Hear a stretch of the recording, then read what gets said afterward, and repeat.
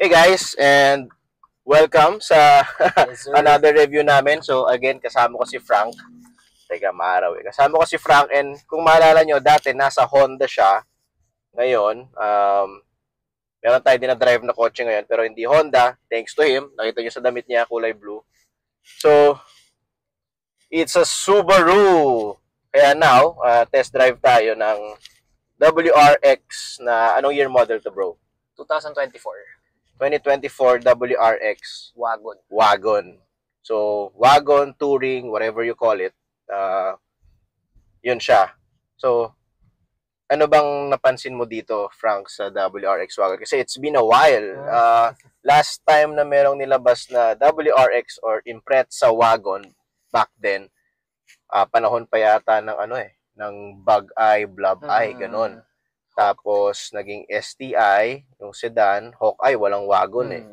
Tapos yung GVF, and then yung VA, wala ring wagon yon.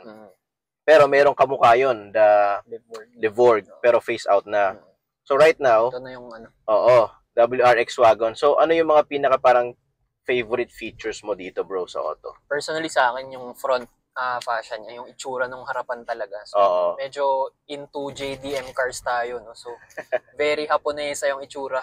Singkit, masungit, very aggressive, pero hindi nawala yung yung premium tsaka elegant feels ng kotse. At the same time, yung wagon nga siya, so mahaba siya. And very elegant tignan lalo na pag tumatakbo sa kalsada. Yes, kasi sa totoo lang, dito sa atin sa Philippines, medyo hindi masyado madami yung mga station wagons or sport wagons as they say. Number one kasi mas mabenta sa market natin yung SUV. Now, you think this is a perfect family car? Para sa akin, kung small family, yes. Oo, lalo diba? na kung hindi natin kailangan ng third row seats. Pero may mga luggages tayo, perfect to. Kasi ang laki ng likod niya, plus mahaba, yun nga, yun yung niya, pinaka-strength niya for me, yung luggage space niya. Oo. Lalo na pag nakababa yung mga seats. Yes, so na-mention ni Frank na yung luggage space malaki. And then you have more space pag nabababa yung seats. Frank, alam mo ba kung ilang liters yung yung seat luggage capacity nito, kung gaano kalaki yung capacity ng likod niya, compartment space? 492 liters. 492 liters. So malaki 'yon for a car, especially yung body size ng wagon. Basically it's like a sedan pero wala lang siyang trunk or wala siyang puwet. Mahaba yung bubong niya, tapos para siyang SUV pero thinner, lower, and then more comfortable. So, ganun kalaki yung space na meron. And then, since WRX siya, ilan ba yung power figures natin dito, Frank? Horsepower natin is 271. 5.6 ang RPM niya. 271 horsepower. 271 horsepower. Anong engine ito? Engine is a 2.4 liter na dual overhead cam. Kung tawagin is FA24F. So, FA24, okay. So, Boxer engine. Boxer Subaru. engine, syempre, trademark ni Subaru. So, a little trivia lang, no, sa mga audience natin. Back then, when you speak about Subaru's engine, syempre, familiar sa kanila yung mga tinatawag na EJ20, EJ25. So, as time goes by, syempre, nag-i-evolve din yung technology, yung engineering. Napalitan na siya na FA20 muna dun sa WRX around 2014 model to 2020 siguro, mga ganon. FA20, 2-liter, flat 4 boxer engine. Tapos, sa pinagkaiba ng FA sa EJ na makina sa mga lumang Subaru is timing chain na to, guys. So, good news sa mga dating Subaru owners na magpapalit ng kanilang mga unit if bibili sila kila Frank sa Subaru Manila Bay.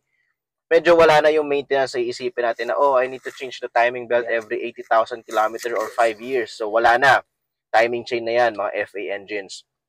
And then, this one is FA24, di ba? Turbo. Turbo. Yun, Flat 4 turbocharged. na turbo din. So, since wala ng EJ, ito na yung bagong parang EJ ngayon na dati 2.5, ngayon 2.4. Yes. Turbocharged, intercooled. So, ang gusto ko ngayon sa mga bagong engines ng Subaru, back then kasi, meron tayong WRX, meron STI. Now, back then, the STI yung nakakakuha ng mga goodies na madami, magagandang features, performance package.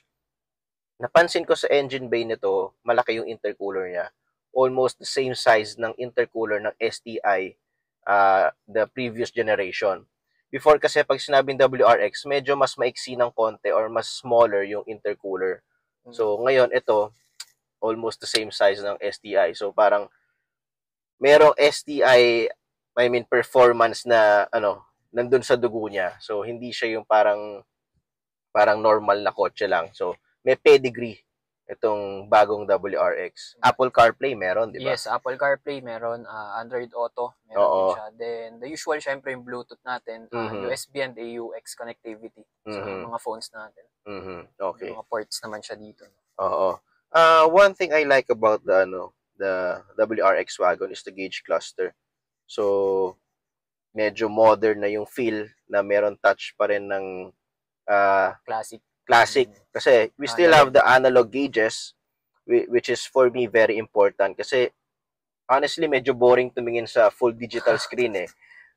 Iba pa rin yung merong analog sweeping gauges. And then you have the center display na colored. And what I noticed, yung drawing ng kotse sa gitna nung center screen, pag umaapak ako ng brake, umiilaw din siya. So, very detailed parang yung naglalaro ng very detailed yung ginawa nila dun sa sa pag-design ng gauge cluster. So medyo kinawayan lang tayo ng security guard. So what else? Back seat, ano mapapansin mo sa back seat? Okay ba? Comfortable ba yung likod nito? Back seat. Yes, matangkad ako no. So ang height ko is 5'9". Oo. And the first thing I like about yung sa second row is napakaluwag ng legroom niya. Oo. And very premium pa rin yung feeling. Lalo na't ikaw ang pasahero. So, full leather seats tayo din with yung red stitching. Oo. May medyo sporty feeling pa din siya. And yun nga, again, maluwag yung Oo. Honestly, yung red stitching, minsan sa ibang tao kasi parang sinasabi, tahi lang yan eh. Pero iba kasi yung feeling ng naka-red stitch eh. Alam mo yon, iba yung vibe ng especially for someone who understands na yung kotse is medyo may small effects yan, yung mga maliliit na bagay na ganyan. Oo. Iba yung dating pag may red stitch eh. Parang sporty na may vibe. So, backseat meron tayong armrest. Yes, I think with 2 cup holders, di ba? And then we have bottle holders on each side. And then yung screen napakalaki. Ayan, Frank, pakita mo nga sa amin yung ano ba yung mga features dito. So dito yung mga controls natin with the vehicle itself, pwede natin silang i-on and i-off din dito na mismo. So meron tayo ditong vehicle dynamics control. So, yan yung mga traction control, tas cruise control, acceleration, characteristics. So, we have 4 levels. If you want eco, comfort, standard, and the dynamic. So, depende naman sa'yo kung ano yung gusto mong mode or level. We have the auto vehicle hold. So, pag nakaakyat yan, parang in short, brake hold siya. So, pagka nasa stoplight kayo and you don't want to put in neutral na lang, mag-drive na lang din kayo, might as well stay in drive and just step on the brakes para at least mag-engage yung AVH kung tawagin. So, pag in-on mo siya, na yan. Which is, iilaw siya doon dito. So, para na naka-activate siya. Yes.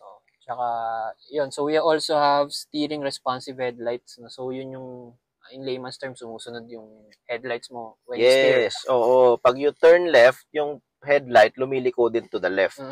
So, more visibility, especially if lagi kayong dumadaan sa mga twisties road. Malaking tulong yan. Tsaka lahat, pati yung mga blind spots na nakikita nyo. Lalo na pag pitch black yung daan. So, malaking help siya. And we also have the auto start, stop.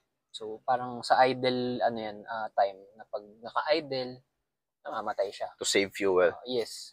But personally, I turn it off kasi minsan nakakaano siya ng momentum din. Yes, oo. Tsaka parang start, stop, tapos patay sindi yung kotse. Pero yeah, it helps to save fuel. Pero driver and user preference, most of the time talaga ino-off yan eh. Yes. Pero it's nice to have that feature. Aircon natin, napansin ko wala tayong mga rotary knobs, no? Lahat tayo naka-screen. Touchscreen lahat. So, yan, meron tayo dito ng temperature. So, as of now, magkaiba yung temp natin. Medyo ginawin ako. So, 20.5 ako dito. Si Errol is 18.5 on the left side. Then, we have the on-off dito. Yan, on-off. Okay. So, ito yung sa modes ng vents. So, nag-iiba din yung animation, no? Lumalabas. Okay. Fan speed, we have hanggang 7. Pinakamalakas. So, yan. Tapos auto climate, then we have the max.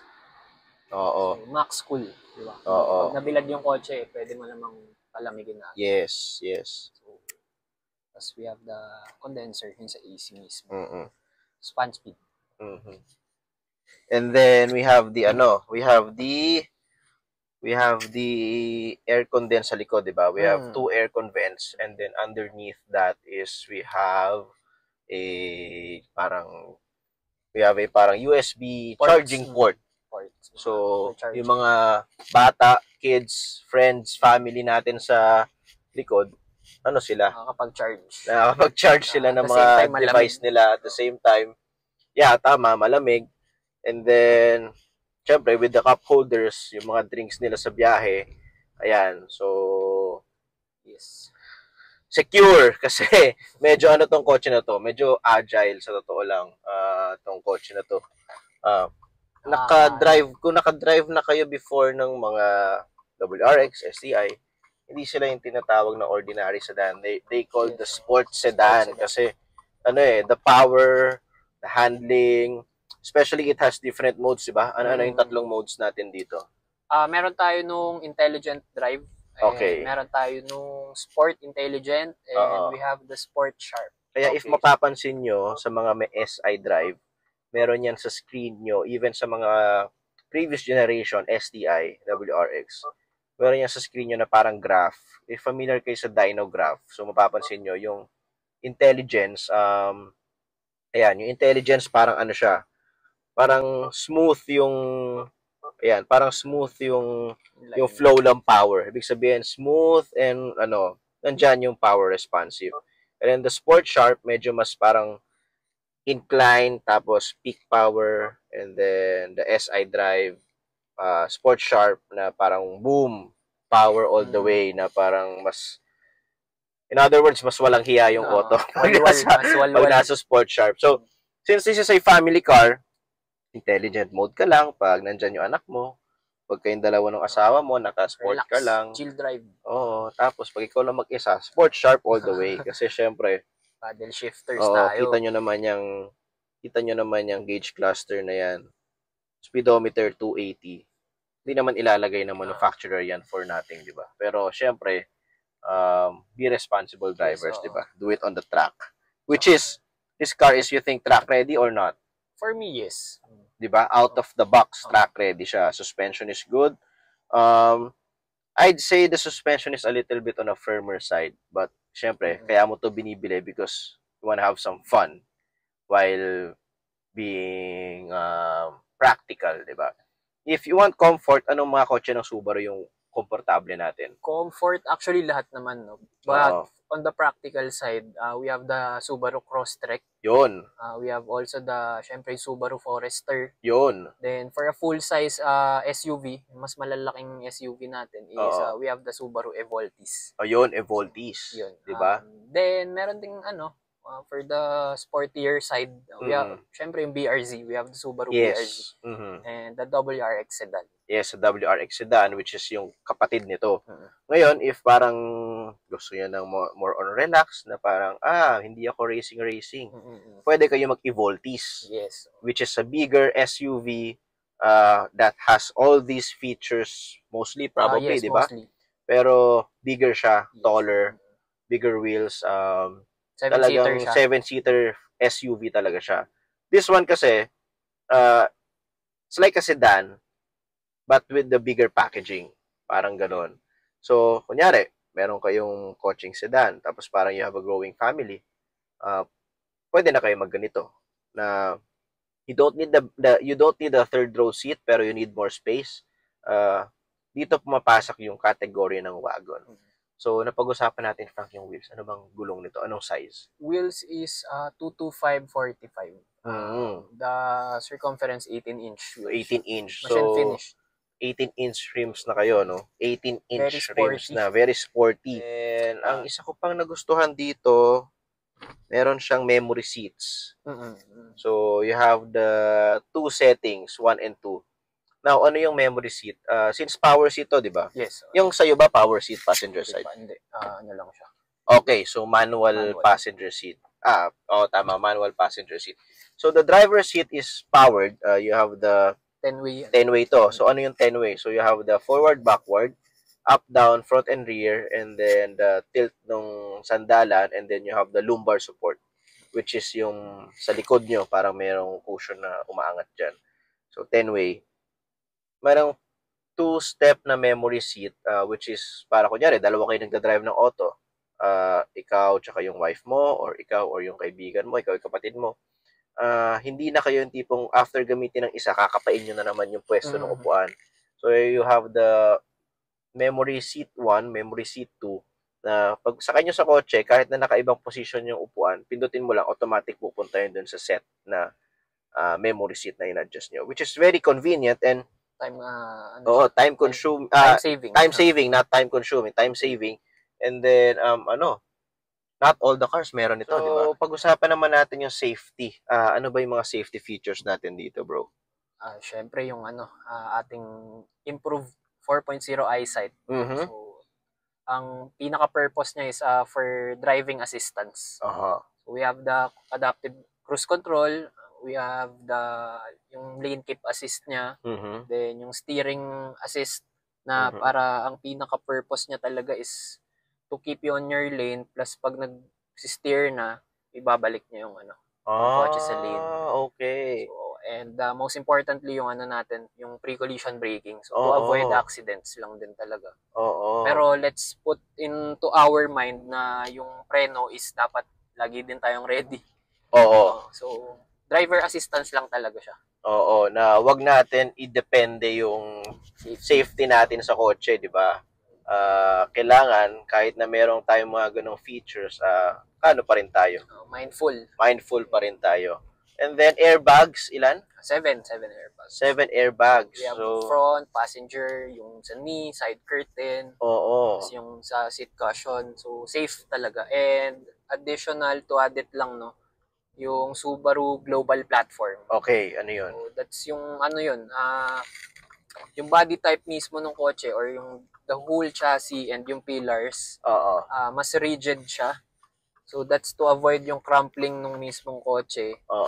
And at the same time, safe ka kapag merong wag naman sanang mangyari. No? So, yun. Merong mga instances na na-commend ang Subaru for that kasi real time and real life real life siyang nangyari. So, may mga tumaob na 120 ang speed. Luckily, the passenger is alive, the driver is alive, walang sugat. Yung kotse is medyo buong-buo talaga, hindi pa rin talaga siya as in total. Ano na lang, one last, bro. Ano yung mga ano na lang. Ano yung pinaka-selling point ng kotse na to? For you? In your own honest opinion.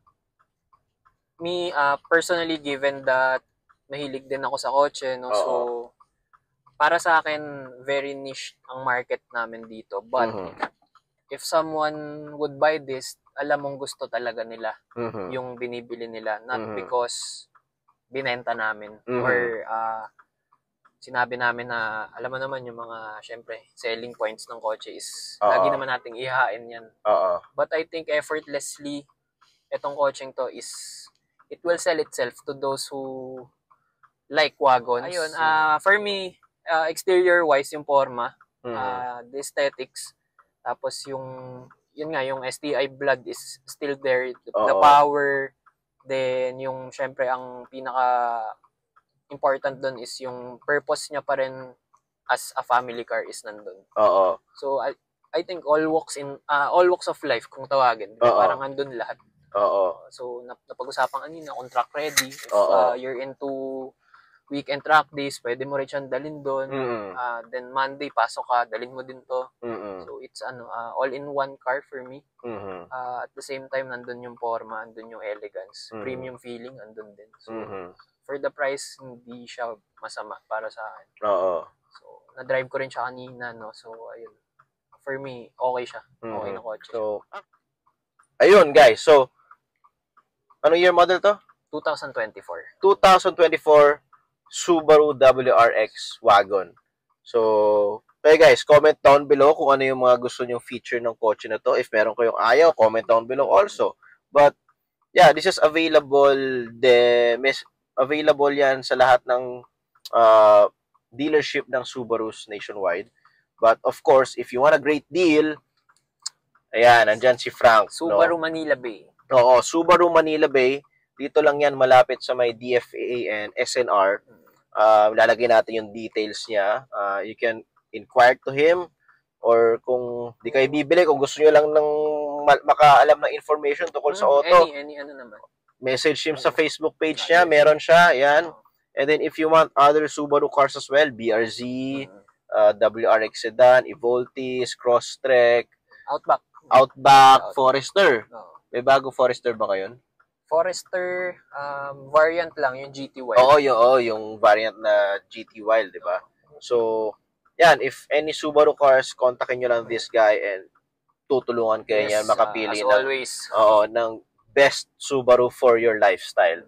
So, kung hindi pa kayo makadecide, kontakin nyo lang to. Kontakin nyo lang to. Test drive, pwede rin. Arrange a test drive with him. And for sure, ma-assist niya kayo sa lahat ng questions nyo. Thank you for watching. So, it's been a while since gumawa kami ng video ni Frank. Pero this time, Subaru naman ngayon. So, malay mo, masundan to. Comment down below kung anong Subaru yung gusto nyong ma-feature at anong Subaru yung gusto nyong matutunan, di ba, na mga latest models. So, one last, car audio, I noticed may mga speakers. So, it has like 6 speakers yung radio and pinakinggan namin kanina. Sobrang ganda tumunog. Siyempre, di na namin mapasample sa inyo kasi maka-copyright kami, di ba? Pero, yan. I hope you enjoyed the quick little tour and review. Podcast type lang. Oo. So, yung mga layback discussion. Layback discussion with some mga trivia natin. But anyway, so again, thank you for watching. And yan, kontakin nyo lang si Frank, Subaru Manila Bay for more informations about the cars. And then, if gusto nyo lalo nito specific na WRX wagon, kontakin nyo lang siya. Alright? Available siya for viewing at for test drive. Just book an appointment and I'll help you kung saan tayo mag-iikot or kung kailan ibubuk natin. Yes.